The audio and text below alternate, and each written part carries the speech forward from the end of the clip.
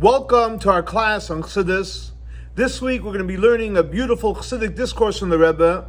The name of the Chassidic discourse is called Rabim. The Rebbe said this Chassidic discourse on Motzei Shabbos, right after Shabbat, and Shabbos Parshas Noach, in his room in the year Tafshin Lamed Ches, 43 years ago, and the Rebbe went ahead to certify and edit this Chassidic discourse right after he said it. So again, the Chassidic discourse is based on the verse in Song of Songs from King Solomon, where King Solomon says, Rabim, the tremendous amount of water, la yuchlu l'chabois sahava, cannot distinguish our love that we have for Hashem, unaharois, and the rivers that are flowing of water, lo yishtafua, could not drown us out from our relationship and our connection to Hashem. It's brought down in the different Hasidic discourse from the different Chabad Rabbeim that when it says Mayim Rabim, so we know Mayim Rabim means literally a lot of water. But what does it mean practically? What does it mean spiritually? Mayim Rabim is referring to Tirdois HaParnasa, when we are worried and concerned for our livelihood. And we start thinking intensely about all the different physical needs that we have. That is what Mayim Rabim means. So what happens, we get caught up and we're so concerned about earning a livelihood and all our worldly affairs and pursuits. So what happens is that can affect, God forbid, our relationship with Hashem. So King Solomon says, La yuchlu l'chabesava, even though we get sidetracked and we get so involved with physical pursuits and earning a livelihood, that can never take away and that can never diminish and extinguish our love that each and every one of us have for Hashem, for God. That's the first half. Unaharois lo yishtafuha, and the rivers of water cannot drown us out. In other words, that even when we have our thoughts and we're concerned and we're worried and we're anxious and it's bothersome to us, and it's literally coming just like a river is flowing of water, so our thoughts are constantly flowing at us and it doesn't stop, it doesn't let up. Just like, again, the rivers that flow constantly, and sometimes they actually come with force. So it represents our thoughts and our concerns and our worries that are coming with us consistently and with tremendous force, and it's really starting to bother us and disturb us. But nevertheless, it can never drown out the love that we have for Hashem, and our love for Hashem will always be there and always be there, God willing, strong. So that is what the Rebbe brings from the Medrash and from the Hasidic insight into this verse. But now the Rebbe is going to explain it more in depth, and he says as follows. What does it mean someone has tirdois haparnasa? You're worried, you're concerned, you're nervous, you're anxious about earning a livelihood. So the Rebbe brings, based on the verse that says in the prophets, Yegia kapecha kisoichal, which means that when a person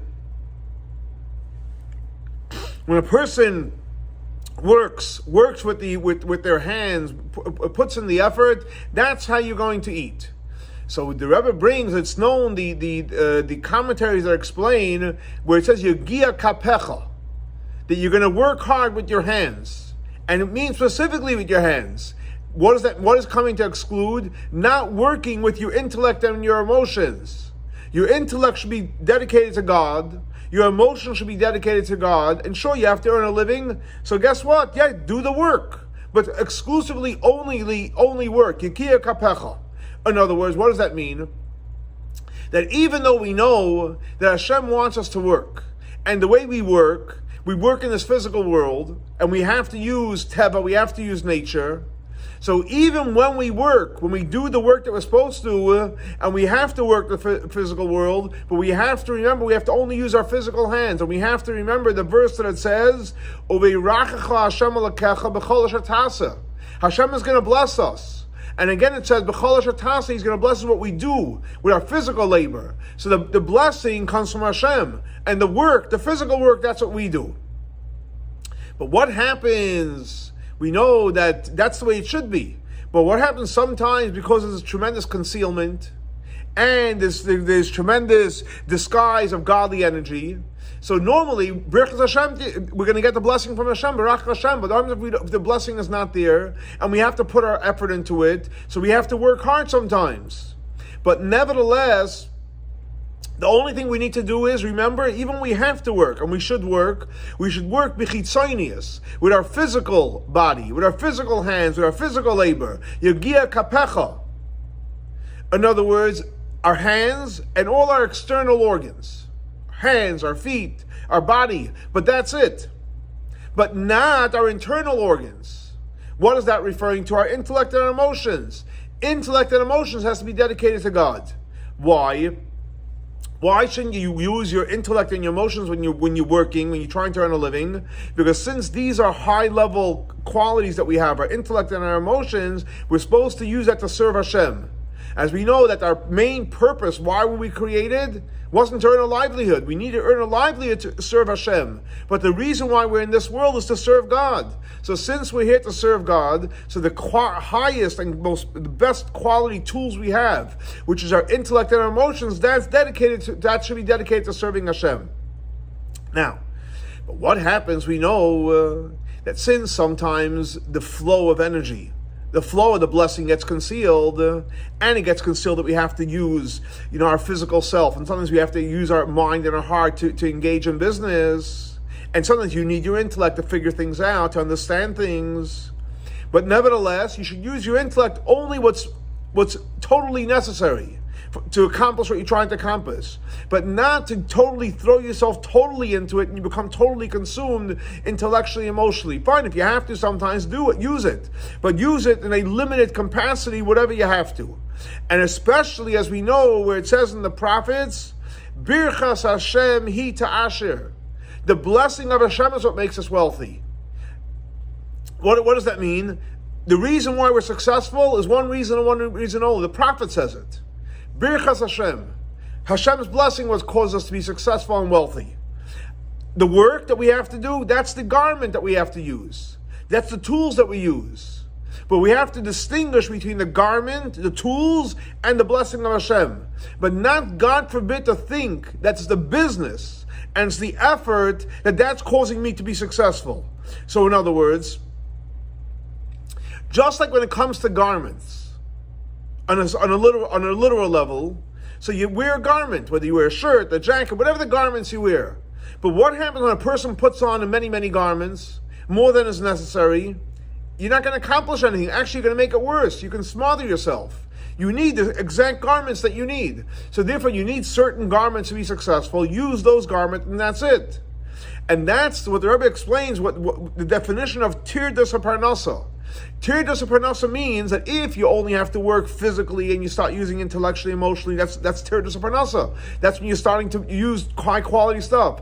Or if you have to use your intellect just for specific ideas and you use it and that's okay, and use it for more, that's tirdas haparnasa. That's being worried about parnasa. Do your job, do it, make a lavush, make a garment, and that's it. In other words, even though we're in a situation where we have to engage in work, because obviously God somehow concealed the flow, but the flow is not coming the way it should come. And the Rebbe says the reason why the flow is not coming directly from Hashem, because we're not meditating enough on Birchas Hashem hi ta'asher. What the Rebbe is saying is the key to be successful in business, not having to put in more effort than you're supposed to, is to take a moment and think about the verse in the prophet that says, Birchas Hashem hi ta'asher, that the blessing of Hashem is what makes you wealthy. And when you think about that and you meditate upon that, that's going to be the source of your livelihood. And you're not going to have to put your intellect and emotions into actually earning a living. But nevertheless, let's say, for example, we're not meditating the way we're supposed to, and because that we have to work, we have to put our intellect and emotions, sometimes we get carried away with it. But nevertheless, even with all the tirdas haparnasa, which means practically that we engage intellectually and emotionally into earning a livelihood, but nevertheless, as much as you engage intellectually and emotionally, it can never distinguish, it can never take away the love that we have for God and our relationship with Hashem on a deepest level. Now, so that is, the Rebbe explained so far, what means tirdas parnasa. Tirdas parnasa means that we get too involved intellectually and emotionally with earning a livelihood. But we have to remember, even then, we have to remember that the love will always stay strong. So the Rebbe says, 1 second. It's obvious that our love for Hashem is stronger than our need to earn a living. So for sure, how can the involvement in earning a living, how can that knock out our love for Hashem? And the Rebbe explains as follows. The reason why we're saying that Mayim Rabim, our tirdas parnasa, our involvement in trying to earn a living, has a chance of being able to knock out our love for Hashem, but nevertheless the prophet says, but the love is going to always stay strong. What's the reason why we would even think for a minute that the tirdas parnasa, the Mayim Rabim, the overly involved in the business would, God forbid, knock out our love for Hashem? So the Rebbe explains very powerful insight, and he says like this, that this Mayim Rabim, which we explain means a tirdas parnasa, the overly involvement in business, intellectually, emotionally, the whole life becomes business.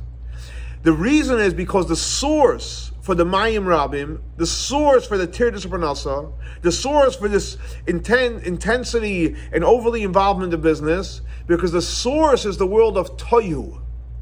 We know when Hashem originally wanted to create the world, it was a lot of light, and the world couldn't handle it. So it's called the world of toyu, which actually toyu comes before tikkun, and actually toyu is more powerful than tikkun, the world of tikkun, the world we're in. So in other words, Mayim Rabim and tirdas parnasa, the overly involvement in trying to earn a living with their intellect and emotions, the source is actually a higher source, is toyu. And because the source is so high, you might think it does have the power to knock out our love for Hashem. In other words, like this. Why is it called Mayim Rabim? A lot of waters. Because Rabim, it's a lot. Why is it? How can it be so much water? How can it be so much intensity to earn a living? Because the source is toyu, and in toyu it's a lot. So this is the novel idea of the verse. In other words, even though the Mayim Rabim is so strong because it comes from toyu, and the Naharis, the stream, and it's constantly the bothersome of trying to earn a living, it cannot take away the love. Why would I think it could? Because the fact is, the Mayim Rabim and the Naharis, the intensity of the water, the intensity of the river, the intensity of our thoughts and our intellect and emotions to try to earn a living, the source is Olam HaToyu, which actually comes before Tikkun. And Tikkun, we know, is the source of our Nefesh HaLakis. Our godly soul source is only Tikkun. But Mayim Rabim, the source is Toyu. But nevertheless, even though Mayim Rabim and tirdas parnasa, our involvement in trying to earn a living, comes from Toyu, and Tikkun, which basically means our love for Hashem and Nefesh HaLakis only comes from Tikkun, but nevertheless, it cannot take away, and it cannot extinguish, it cannot wipe out the love that the godly soul has for God. That's the question is, how is that so? If we're saying Mayim Rabim comes from a higher source, so how's Nefesh HaLakis stronger? So the Rebbe says that the reason is because, if you give a look in the verse before Mayim Rabim L'Yichuch in Shir Hashim, in Song of Songs, the verse before that it says, Rishpei Eish Shal Heves Yudkei. In other words, what the verse is saying is that the source of the soul and the love that we have for Hashem, the concealed love we have for Hashem, actually comes from Atzmus Oyer Ein Soif, the essence of the infinite light of Hashem, which is actually higher than Toyu. So in other words, the Nefesh HaLakis and the Ava, the source is Tikkun. But the truth is that the source of the source of it, even deeper, actually comes from a higher place than Toyu. It comes from the essence of the infinite light of Hashem. In other words, the source of the love for Hashem that the godly soul has comes from Shal Heves Yudkei. The way it's connected in Rishbei Eish, which means the way it's hidden in the coal, Rishbei Eish, the fire, in the fire. And the Rebbe says even higher, it's actually in the tzur, in the actual flintstone, literally within that rock, within the rock of Hashem. That's how sourced high we have our love for Hashem and our connection to Hashem, which is actually even higher than Yudkei Vavkei. Because the source of our soul is even higher and higher than obviously Toyu, and it goes into Atzmas or Ein Soif. And like the author explains in the Torah, based on the verse where it says in the Torah, "V'ruach tashuv elokim asher nasana," that the spirit will go back to Hashem, that where it came from. So the level of Elokim that we came from is the level of Tzur. So we see that our source is even higher. Again, that's the recap. So what the Rebbe is saying is like this, that the reason why you might think that the Tirdas Parnasa and the Mayim Ram can wipe out our love for Hashem because it comes from Tayu, which is higher than Tikkun. But the truth is the soul even comes from a higher place than Tayu. It comes from the essence of the Atzmas Ein Sof, the level of Tzur. And the Rebbe goes on further to say as follows. Not only can't the heavy waters and the heavy tirdas of parnasa and the heavy concerns of materialism and the engagement of intellect and emotions into physical pursuits cannot take away our love that we have, the neshama, because we're connected so high, but on the contrary, the Rebbe says, what happens is when we struggle and when we engage into physical pursuits and materialistic pursuits with our intellect and our emotions, not only doesn't wipe out our love, the love actually becomes stronger. The love for Hashem becomes stronger and deeper. In other words, when the soul comes down to this physical world and it gets involved in the Mayim Rabim, intellectually, emotionally, gets involved in pursuing a livelihood, what happens then is it actually reaches a higher level. And a higher level than even before the soul came down into this world. So what did we say? The soul comes from the Atzmas Ein Sof, but he's saying that when we come down to this world, we engage in the world, the soul actually goes to a higher level. And that's really the ultimate, and this is very, very powerful, fine, powerful point we're saying is, that is the ultimate purpose of the Mayim Rabim. The purpose of the Mayim Rabim is that we do engage, but when we engage, we realize we have to keep our love for Hashem strong, and that takes us even to a higher place. So the goal of the Mayim Rabim is not to get us off track, it's actually to get us on track and into a deeper track. Powerful. Mayim Ram is not to get us off track, it's to get us, the goal, ultimate goal of Mayim Ram is to get us on track into a deeper track. And therefore, because the goal, the intent of the Mayim Rabim, the intent of the Tir Nasa is not to get us off track, to get us to a deeper track, so therefore it cannot, by default, it cannot take away our love for Hashem.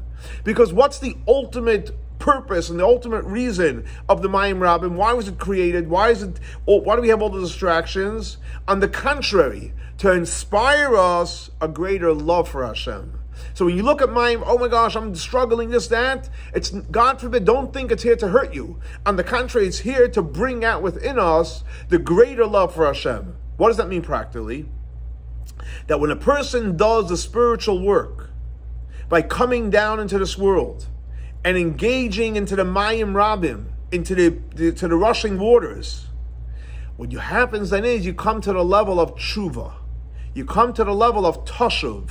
You're returning to Hashem on even a deeper, higher level. And Rabbi Yitzchok Minkowitz explain, chuva doesn't mean God from doing something wrong. But when you're getting involved in the world, so you're getting distracted, it's not a sin. But when you're getting distracted, the goal is to bring you to return to chuva, to even a higher place. And like Rabbi explains, we know that before the soul came down to this world, what was the soul? The soul was a tzaddik. Before every soul came down to this world was perfect, was righteous. What happens when the soul comes down to this world? We become a level of Baal Tshuva. So we start out as a tzaddik. Everyone starts out as a tzaddik. But the goal in this world is to become Baal Tshuvas, to become someone that returns deeper. Baal Tshuva, God forbid, it's not the concern of someone's sin and return. We're talking about a tshuva means you're going to a higher place. So when everyone comes down to this world, it's a tzaddik. Everyone's perfect. The goal is to be a Baal Tshuva, to go deeper, to have a struggle, overcome it, and go even deeper. And as we know, the famous line that says, in a place where a Baal Tshuva stands, a righteous person can stand there. A righteous person is here. A Baal Tshuva maybe dips down, but then he goes even higher.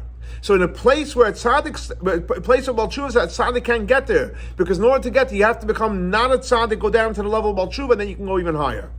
In other words, in a place where Baal Tshuva is, a tzaddik can never stand. Not only that they can't stand there, they don't even have the ability to stand there. Even if that tzaddik wants to go to the level of Baal Tshuva, he can't. He has to become not a tzaddik, he has to become a Baal Tshuva, and then he can stand there. And that's the reason why the soul comes down to this world. Why? Because chuva is, again, to be clear, chuva is not for sinning. Chuva means tashuv. where the soul goes back to its source. So when can you go back to your source if you leave your source? If you were born and you stay a tzaddik, how can you go back to your source? You're there. So Baal Tshuva is someone that leaves its source, comes down to this world, does its work, deals with the struggle, and then it goes back to its source and even higher. And then you're able to go back to the level of a ruach tashub elakim asher nasana. We can go back to even a higher and a deeper level. Now, so what do we see from here? That the quality of a Baal Tshuva, someone that returns to a higher level, is actually higher than the quality of a tzaddik. Up to the point that you can't even compare a tzaddik to Baal Tshuva. Why? Because in the level where Baal Tshuva reaches, that tzaddik, even a complete tzaddik, can't stand there. Tshuva is much greater. You have a struggle, you overcome it, you're a Baal Tshuva, a tzaddik can never stand there. So what happens then is when a person does tshuva, which means a person has a struggle, overcomes a struggle, what happens then is in the neshama, in their soul, a new component gets developed, specifically by coming down to this world. And it actually gets elevated higher than its original source, in the level of a lakim asher nasana. So Rabbi asked a simple question, 1 second. We're coming up now with a powerful, revolutionary idea that the neshama, by coming down to this world, actually gets elevated, chuva. It goes to higher than before. 1 second. What does that mean? Because the fact is we know that the source of the souls, what did we say before, is in atzmusa yizborech, in the essence of Hashem, which is higher than any type of revelation, any type of title, etc. The soul's the source is very, very high. And as we know, for example, the Talmud tells us, or the Medrash, when Hashem wanted to create the world, b'mi nimlach. What was his vision? Who did he have in mind? Who did he consult with? He wanted to have neshama shel tzaddikim. He wanted to have the neshama of a tzaddik. His plan was tzaddikim. In other words, before Hashem created the world, before Hashem created mankind, in his mind already, b'mi nimlach, who was he thinking of? He was thinking about the tzaddik, which is a very, very deep place. It's the essence of Hashem.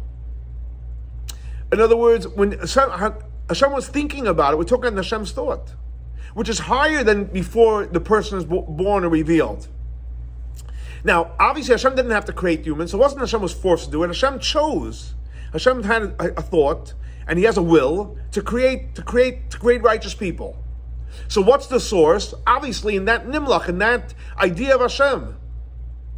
So obviously the source of the soul is not in the revealed part of this world, but the source of it, not in the revealed part of Hashem, it's actually the source in the inside part of Hashem, in the essence of Hashem. So where are you doing tshuva to? How can you go higher than that? But nevertheless, by coming down in this world, we can do tshuva, we can have the struggle and go higher, and even higher to its original source. So in other words, Hashem decided, b'mi nimlach, he's going to create the world, people, tzaddikim, etc. That's where it all started. So that's our source. But when you come down to this world and you struggle and you do tshuva, you actually go higher than that source. What does that mean practically? So Rabbi brings from the Maggid of Mezrich, based on the quote from in the Talmud that says, Yisrael olu b'machshava, that the Jewish people, where do we start? In the thought of Hashem. That was the original thought. That was the original plan. And he gives an analogy. Let's say, for example, someone has a child. So you spend time with your child, you develop a relationship, and then the child leaves for whatever reason. He goes away, whether it's a short term, long term, the child goes away. You forget about the child? Absolutely not. Why? Because the child is your child, and the child is connected to you in your thought. So even when the child physically is not there, the child's still in your thought. He might be physically away, he might not be talking to you, involved in your life, but the child is still in your thought. That does not go away. In a revealed state, he might not be here, but the child's always connected. Now, always connected. Us humans, how does it work? We need to have the child, and then the child leaves, and the child's in our mind. If we never had the child, how can the child be in our mind? That's for humans. But let's look at Hashem. Hashem is infinite. Even before Hashem created humans and created us, we existed in Hashem's thought. Like it says clearly, Yisrael olu b'machshava. Before we were created, we already existed in the thought of Hashem. How can that be? Because by us, until we don't have the child, we don't have the child. By Hashem, because He's infinite, past, present, and future is the same thing. So if Hashem had a thought of having a child, having the Jewish people, even though it didn't happen, it happens later. So because past, present, and future are the same thing, so when Hashem had a thought of humans, tzaddikim, it already existed in His thought. Again, it's hard for us to comprehend it because we're finite. We did have it, we don't have, the past it wasn't, now it is, later it's not. But Hashem, past, present, and future is all the same thing. Now, let's bring it back to our case. That the source of souls is in Atzmusa Yisbarach, in the essence of Hashem, because minimlach, that was His thought. What did Hashem have in His thought? To have humans that are existing in this world. And the way they're going to be down in this world here. That thought, the way it's going to be, the way it is that we're down in this world, that thought is in Hashem's brain. Why is that? Because past, present, and future is the same. Now, what was Hashem's thought? To have people created in His brain and it's never happened in reality? No. Hashem had a thought in His brain to create a world, to create people, to create tzaddikim, to create people they're going to learn Torah, do mitzvahs, etc. And that's what Hashem had tremendous pleasure from. People that have a godly soul and an animal soul, and they're going to overcome their animal soul, and they're going to learn, and they're going to pray, and they're going to do mitzvahs, and Hashem had tremendous pleasure from it.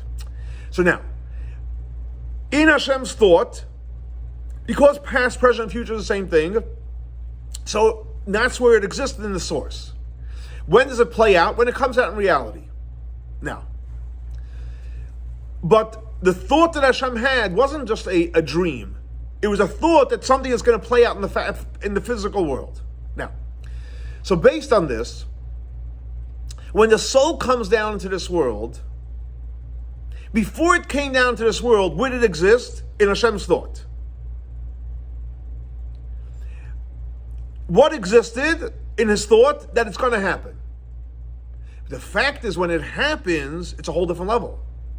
Because now, when it really happens, that fulfills the ultimate intent what Hashem wanted. Because if it just remained a thought that never happened, you would be missing the end result. Even though Hashem knows with certainty, Hashem knows everything, that it's going to happen. So He knows in potential. Hashem knows in potential it's going to happen. But what's the ultimate intent of Hashem? Is reality. In Hebrew, it's called bekoyach and bepoyel. Hashem knows it's going to happen. He knows it. Yeah, it's going to happen. Because bekoyach, it's going to happen. Hashem knows everything is there for it to happen. But until it happens, it doesn't happen. Once it happens, then it's poyel. Then it's reality. Now, and that's why if you look in the term, what does it say? B'minimlach. Who did Hashem, so to speak, consult with? With the souls of righteous people. In other words, on the level of consulting, which is basically bekoyach in thought process. So the excitement was for the potential of it. And we know that it's going to happen. And they're going to be at that level. But once the soul was created and comes down to the world, and then we're fulfilling potential not in theory, but in reality, so then we become Bal Tshuva. So the Rebbe is explaining like this. Even though our source is in the thought of Hashem, powerful, and that source that's in the thought of Hashem is past, present, and future. But past, present, and future on the level of bekoyach, in potential of happening. Once we come down into this world and we face reality of life, what happens now? Now it's not a bekoyach, it's not a theory. Now it's a poyel, it's real. And what are we creating in this real reality when we have a struggle and we have the Mayim Rabim, we have the Tirdas Parnasa, we have the Haris Lishtafua, we're obsessed with trying to be successful in the physical world, in the materialistic world, in the business world, in the friendship world, whatever we're trying to be successful in. And we engage in intellect and emotions with it. And then we realize, no, we really want to be connected to Hashem. Our love for Hashem is the most important thing. And we reconnect. We become the level of Bal Tshuva. Not bekoyach in reality. That gives Hashem the tremendous pleasure. So the Rebbe says he'd like to connect us with the idea we know where it says V'Yaakov holach l'darkai. The Torah says that Yaakov started to go on his path. And when the Rebbe say this discourse, he said it Mitzvah Shabbos after Parshas Noach, because we know there's two different levels of Yaakov going on his journey. At the end of Parshas Bereishis, Yaakov's leaving on his journey potentially. Parshas Noach, it's reality, like the chuva, he's reality. He's going in on his way. In other words, even after the whole month of Tishrei, which is a beautiful month with high energy, Rosh Hashanah, Yom Kippur, Sukkot, Simchas Torah, and all the beautiful things of the month of Tishrei, but nevertheless, hoylech ladarkoi, he goes, he's moving where ladarka in his way, which is referring to the way of, not the month of Tishrei, literally getting involved in the world, getting back into reality, and dealing with physical things, up until the point of Mayim Rabim, you're dealing with, again, Tirdish Parnasa. But nevertheless, even though he's getting involved in the world, he knows that specifically from here, that's the ultimate elevation. He becomes a real V'Yaakov Holach. Where does he become a real Mahalach? Where does he start moving? Where does he start elevating? Where does he start growing? He becomes a real Mahalach. He becomes real growth starts when he gets involved with Darkoi in the physical world. And like the verse says, V'Yaakov Holach LeDarkoi, in the simple path of life with the struggles and the challenges, etc. That's where you become a real shaker and a real mover. And knowing this, that where is the ability to really, really grow and reach the tremendous heights, that literally getting involved in the physical world. The goal is for Tzorech Aliyah, because we're going to have a tremendous elevation.